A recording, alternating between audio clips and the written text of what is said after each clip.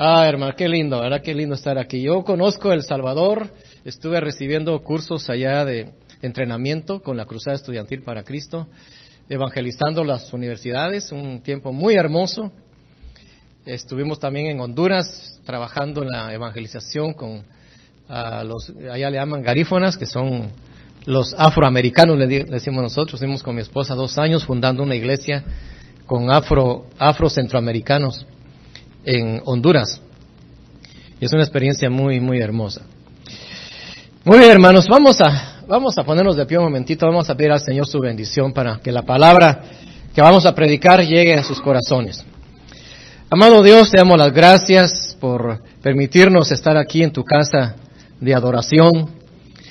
Te damos las gracias, Señor, porque has sido fiel con nosotros, nunca nos has desamparado. Y te damos las gracias porque, 12 años o 14 años, no sabemos exactamente, pero tú, Señor, has dado el privilegio a esta iglesia hispana, Señor, a sentarse aquí en esta plaza, en este lugar, para predicar tu santa palabra, Señor. Y te agradecemos por las experiencias maravillosas que has permitido, también por las pruebas, Señor, porque en medio de las pruebas es cuando vemos tu gracia y tu misericordia con nosotros. Como dice el apóstol Pablo, que en medio de las pruebas, tú, Señor, nos consuelas, y nos consuelas para poder consolar a otros que están también en cualquier tribulación. Gracias, Señor, por la congregación, gracias por el pastor, y pedimos tu bendición para esta iglesia, que la prosperes, que la bendigas, y, Señor, que siga adelante, que cumpla más años sirviendo en tu santa palabra, Señor, predicando la Santa Escritura aquí con tanto hispano que lo necesita. Gracias, Señor, por los líderes, bendícelos y bendice también, Señor, este programa que se está desarrollando aquí y tu palabra que vamos a predicar, Señor, en el nombre de Cristo Jesús. Amén. Amén. Pueden sentarse, hermanos. Una historia un poquito antigua, que un señor trabajaba muy duro,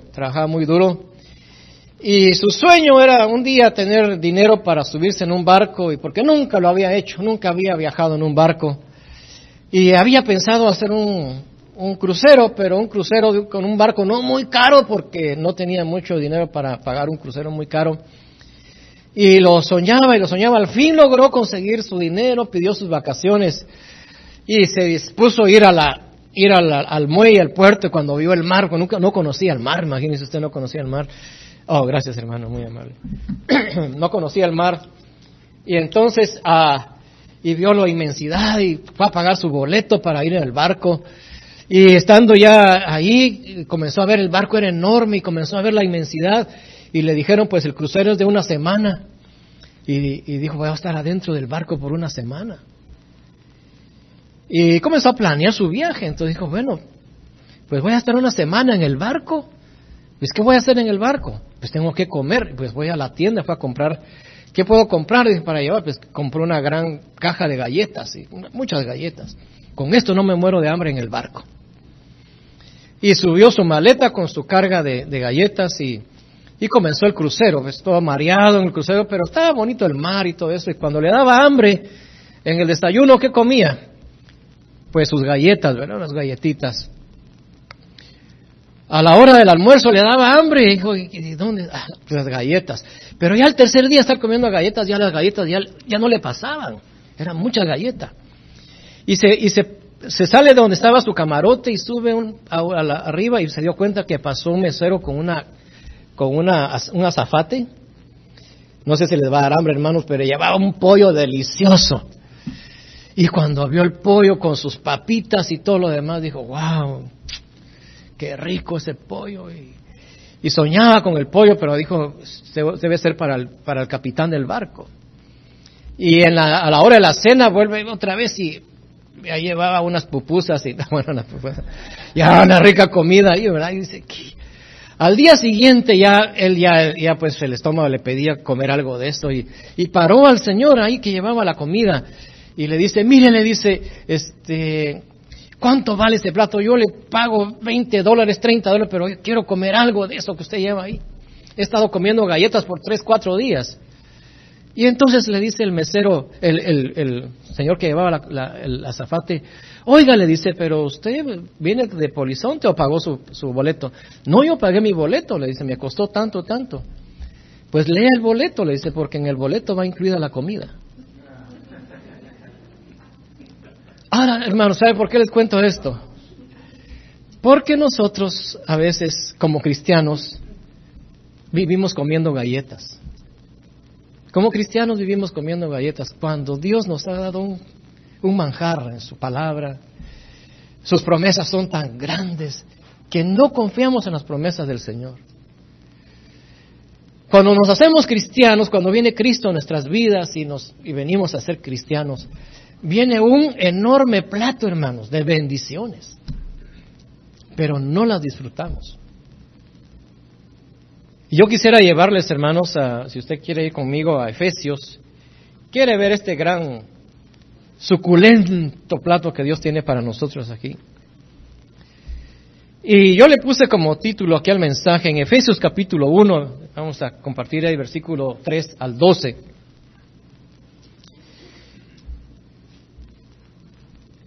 Y aquí yo le puse el título a este mensaje: 3 personas divinas bendicen a todos los creyentes en Cristo. Fíjense. Las 3 personas divinas bendicen a todos los creyentes. Ahora, mire, querido hermano, usted sabe que nosotros como tenemos la doctrina correcta, creemos que Dios es en 3 personas, ¿verdad? ¿Cree eso? ¿Cree usted eso? Que Dios es Dios Padre, Dios Hijo y Dios Espíritu Santo, ¿verdad? Y las 3 personas son uno, ¿verdad? Y el Dios Padre es igual al Hijo y es igual al Espíritu Santo, ¿verdad? Lo que hace la diferencia es su actividad. O sea, Dios Padre es el Creador, Dios Hijo es el que vino a salvarnos y el Espíritu Santo es el que está con nosotros ahora enseñándonos la palabra.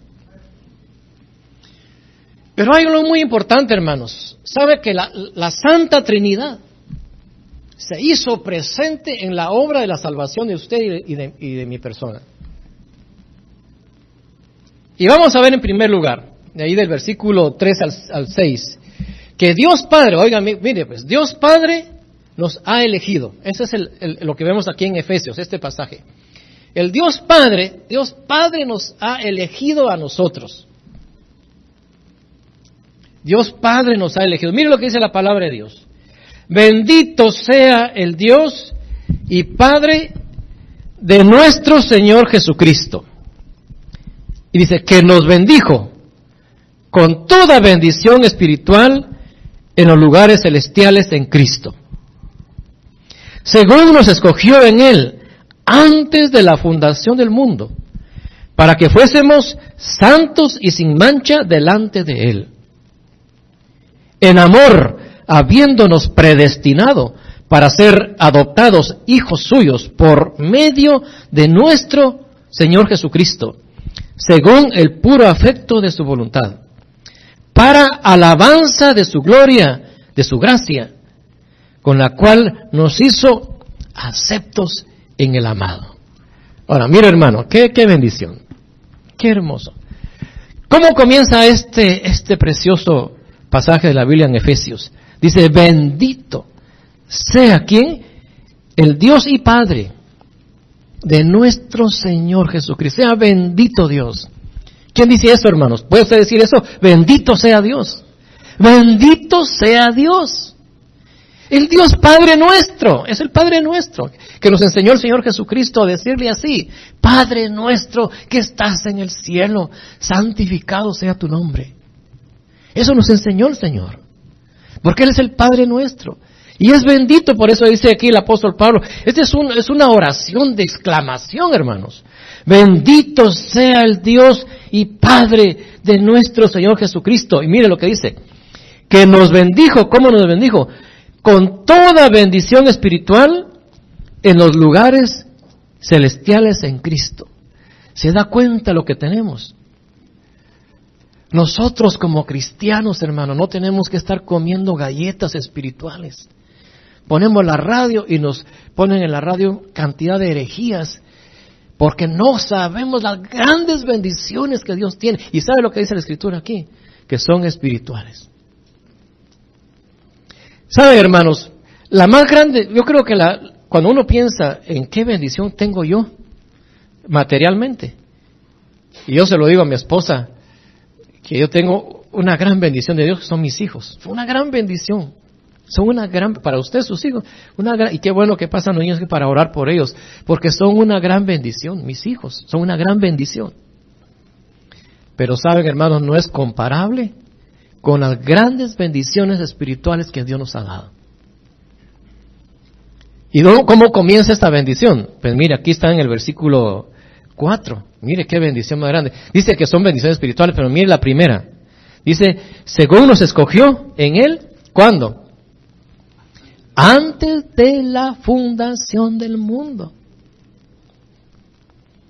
Esa es la más grande bendición, hermanos. ¿Sabe cuál es la más grande bendición? Que Dios lo conocía a usted con su nombre, con su apellido, con sus defectos, con sus pecados y con todo. ¿Desde cuándo? ¿Desde cuándo? Desde antes de la fundación del mundo. ¿Cuándo nos eligió el Señor para ser adoptados hijos de Él? Antes de la fundación del mundo. Usted no cayó a la vida cristiana por casualidad, como caen los cometas o los meteoritos. No. Ese es un plan perfecto de Dios. Dios tenía un propósito para su vida, no de ahora, no de este siglo. Fue desde antes de la fundación del mundo. ¿Y cuándo se fundó el mundo, hermanos? Piense, ¿cuándo cree usted que se fundó el mundo? ¿Cuándo fue que Dios creó el mundo? ¿Cuándo creó el universo? Hace miles y miles de años. Y en la mente y el corazón de Dios estaba usted y yo ahí presente.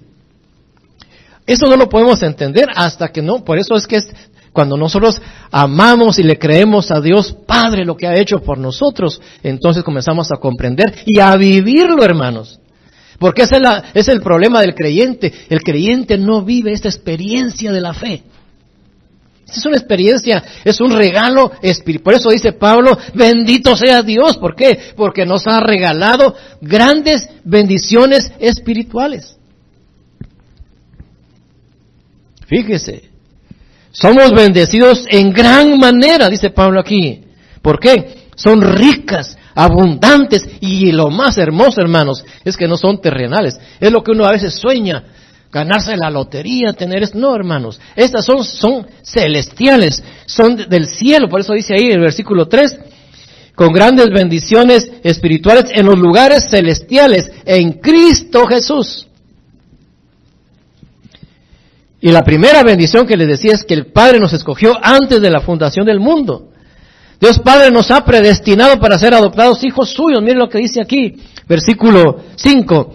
En amor, dice. Pero fíjese, todo esto no es porque nosotros somos buenos. Todo esto no es porque nosotros somos perfectos.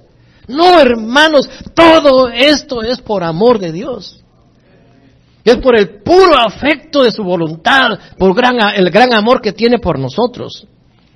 Y dice la Escritura, en amor habiéndonos predestinado para ser adoptados hijos suyos por medio de Jesucristo, según el puro afecto de su voluntad. Mire, no solamente nos escogió antes de la fundación del mundo, sino que nos da el privilegio por medio de Jesucristo, nos ha predestinado para ser adoptados hijos suyos. Cuando usted y yo recibimos a Cristo en el corazón, cuando le entregamos el corazón a Cristo, en ese momento hay un acto especial, hay un momento especial, hay una maravilla especial para nosotros, es cuando Él nos adopta como sus hijos. Por eso es que nosotros somos hijos de Dios. ¿Es hijo usted de Dios? Somos hijos adoptados de Dios, fíjese, qué bendición, por puro amor, por medio de nuestro Señor Jesucristo. Esa es otra de las bendiciones de Dios.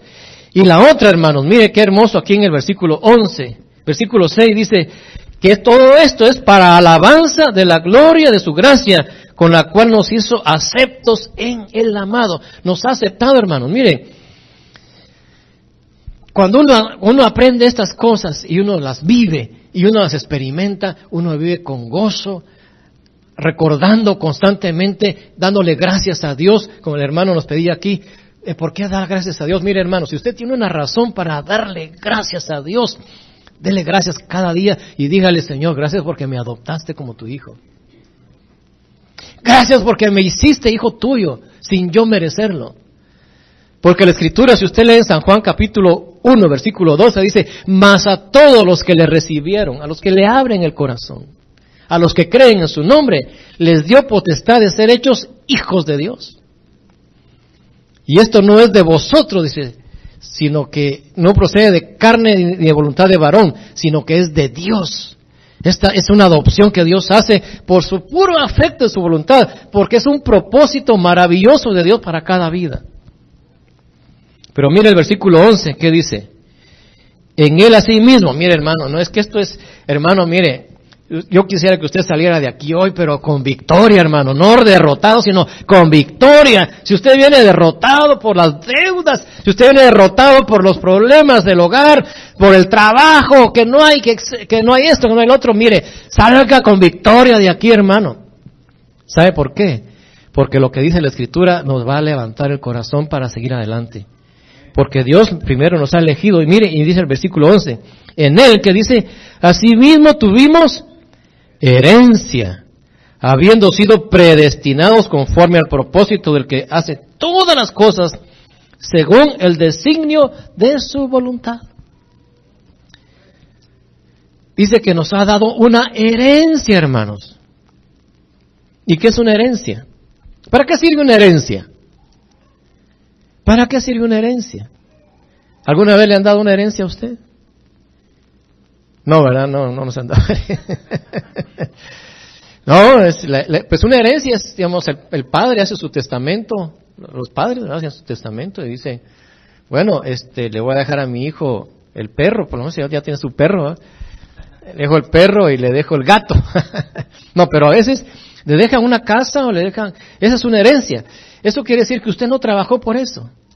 Alguien de su puro afecto y voluntad escribió en un testamento y dice: bueno, aquí está, esto es para ti. ¿Y usted qué tiene que hacer? ¿Tiene que hacer con la herencia? Recibirla. Recibirla.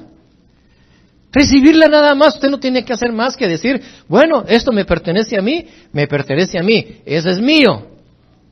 Y mire lo que dice aquí: en Él asimismo tuvimos, no dice que vamos a tener, ya la tuvimos, el verbo aquí está en pasado. Ya tiene una herencia. ¿Cómo? Habiendo sido predestinados conforme al propósito del que hace todas las cosas según el designio de su voluntad. ¿Para qué? Dice, mire, la herencia está aquí en el versículo 12.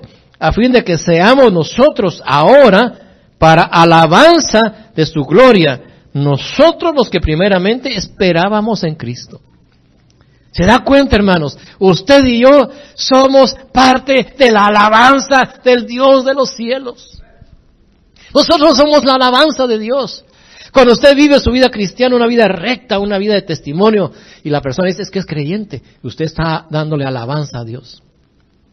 Cuando usted vive su vida, una vida consagrada a Dios, una vida entregada, viviendo cada día conforme a la palabra de Dios, usted es una alabanza para Dios.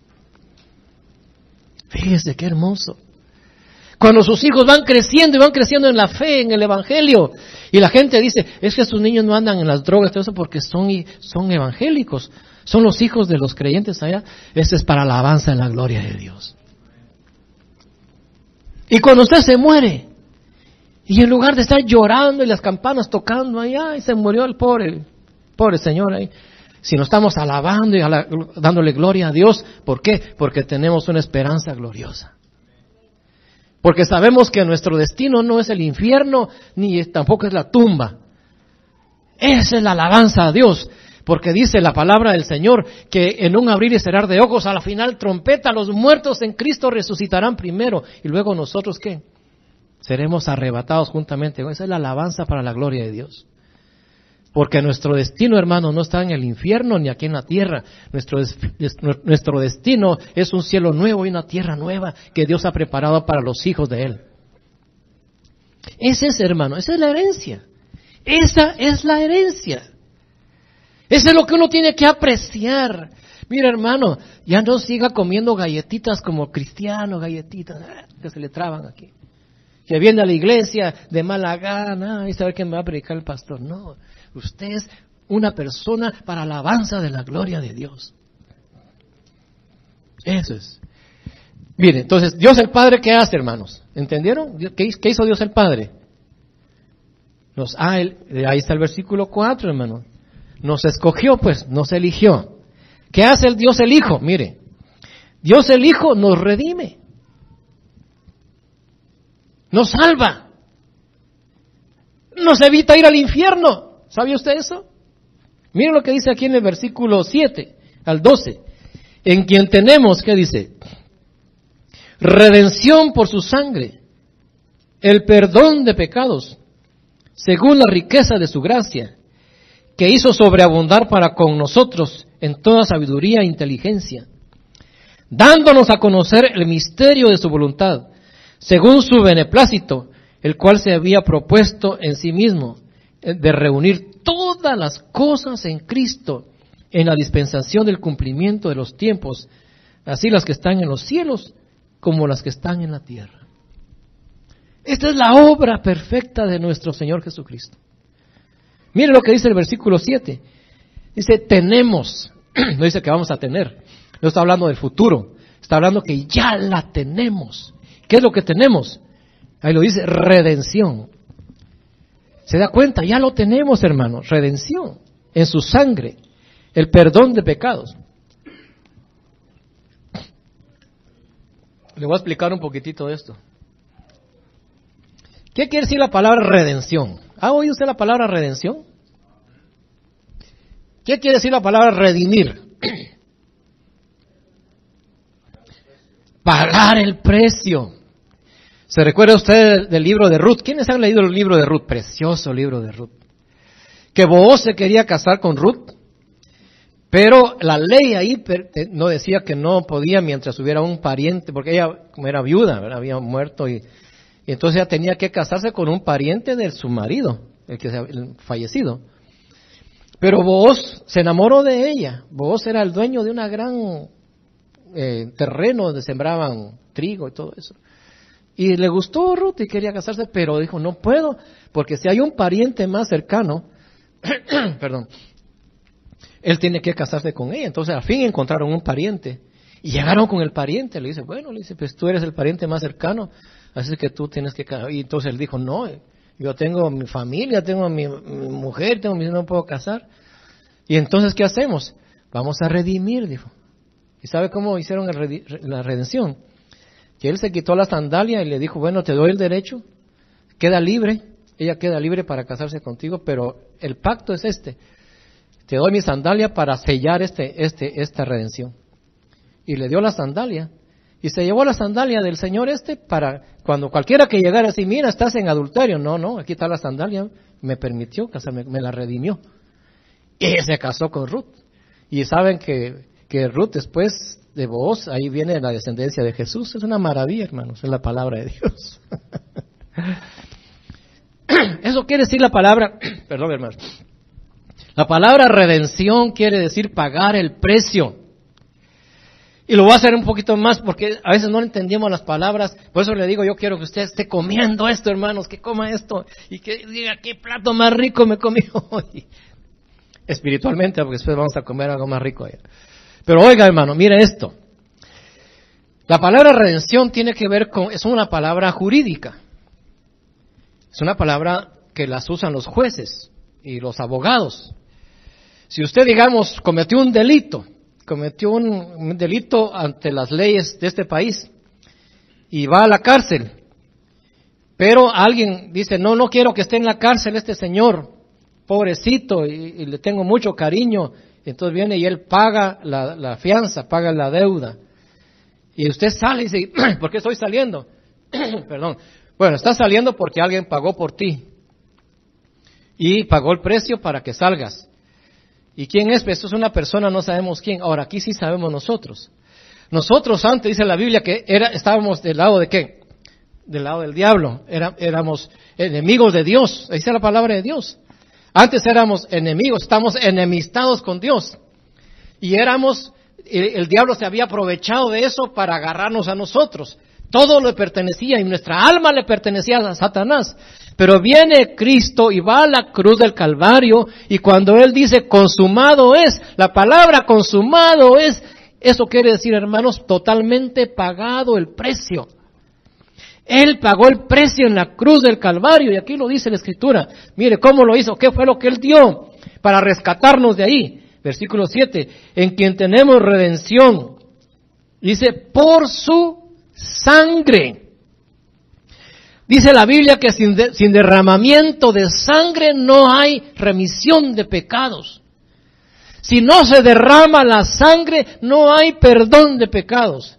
No se redimen los pecados. Y en el Antiguo Testamento tenían que cortar el cuello a los corderitos para poder llevarlos al altar la sangre y derramarla en el lugar santísimo, en el propiciatorio. Y si Dios aceptaba esa sangre, el pueblo era redimido por un año. Y cada año tenía que entrar el sacerdote a derramar sangre en el propiciatorio para que redimir al pueblo de Israel de sus pecados. Y dice Hebreos, la carta a los Hebreos, dice que un solo sacrificio fue suficiente para el perdón y redención de los pecados de todo el mundo. Y ahí estamos incluidos nosotros, hermanos. Por eso hay redención en su sangre, nos redime. El perdón de pecados por su gracia.